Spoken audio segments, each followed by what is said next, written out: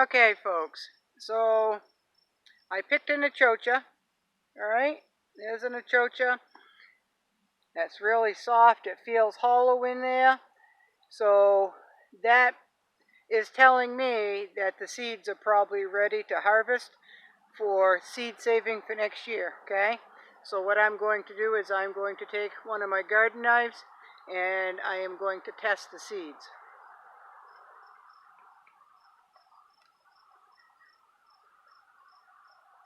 Oh, I probably should show you, right? I'm just cutting down the very edge, just inside the pod. I'll put my little knife down. Maybe. There we go. So this is what I've done. I've cut it.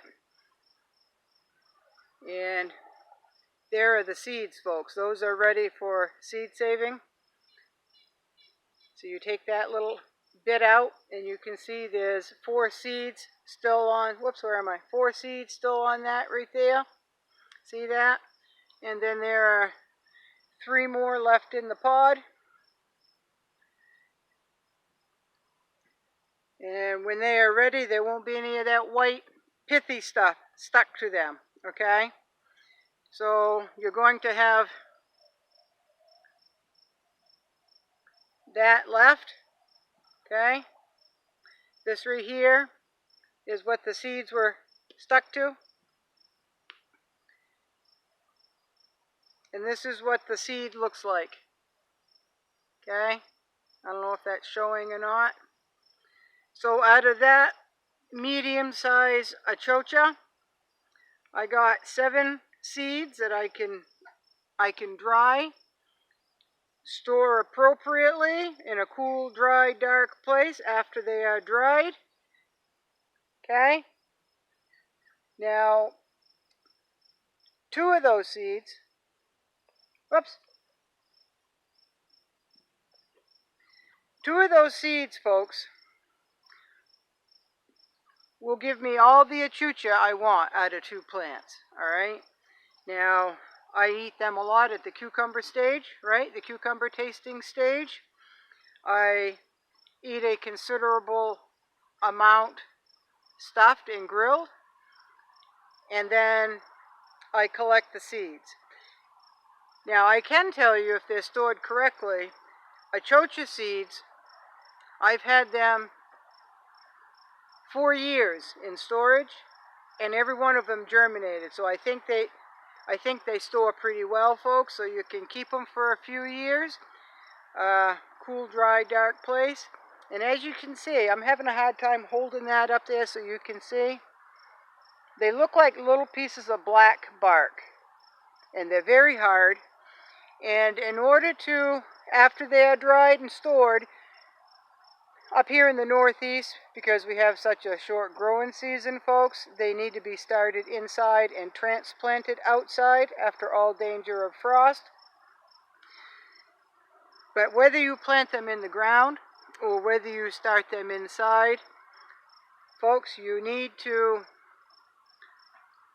take, like this right here. I'm going to hold it right in front of me so you can see. I take a piece of fine sandpaper, and along the very edge, I will sandpaper that. Basically, you're scoring it until it starts becoming tan in there. And don't rub it hard, folks. It's better to just gently go back and forth 3 or 4 times, look at it, and then do it again. Okay, you don't want to go too deep into the seed. All you're doing is wearing that hard edge around so the seed can sprout, okay? Now what I do is go right along the very edge, because it's not square, it's kind of jaggedy, so I just pick a side that has the outermost point, and I will score that with sandpaper. Plant it about a 1/2 inch, 3/4, an inch deep, water it, keep it moist but not wet, and they should sprout in no time, okay? So 1 plant, if you just want to eat them here and there, is all you need. For me, because I tend to give a lot away and I eat a lot of them when I'm up in my garden, I plant 2 plants. And if you are feeding a whole family, you might want, and if you like them, and you want to experiment with them, because you can pickle Achocha just like you do cucumbers, folks, then you can plant 5 or 6 if you want to. So there that is. I promised you I would show you what they look like at the seed saving stage, and there you have it. All right. Now, because I am in Maine and we have such a short growing season, even though it's getting toward the end of the season, I have a lot of blossoms left on here on these 2 plants, and a lot of small Achocha forming. Now, the season isn't long enough, but I get enough during the early part of the season and mid part of the season that, see that right there? That I have enough for all I want. Ideally, if you live in a longer growing season, then you'll have a much larger yield, because, you know, look, we're at the end of the season as far as cold temperatures go, and a lot of those side branches are just loaded, but they won't have enough time, folks, to do anything here. So if you have a longer growing season, you're going to have a much larger or an extended crop.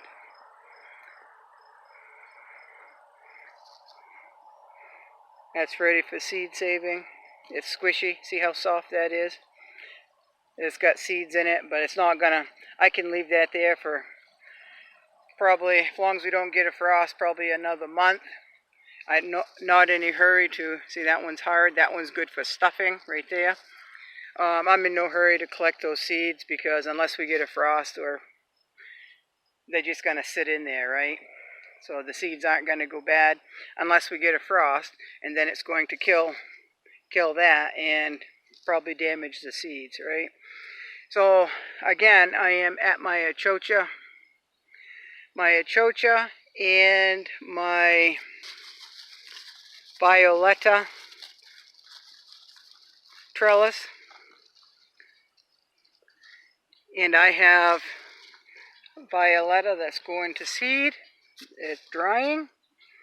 So again, I'm not in any hurry to collect those right yet, because there's no danger of frost, but it looks like I'm going to have enough seed for next year. What I do, folks, is when they start coming out, I'll eat all that I want fresh, and I will let the rest go to seed. They're my absolute favorite bean to eat raw, folks. They just are. So that is it. As you can see, I've got a lot that are turning into seed, and then I've got some that have a ways to go yet, right? Whether the frost holds off long enough for those to turn into good seed for next year, I guess we'll all find out together. Thank you.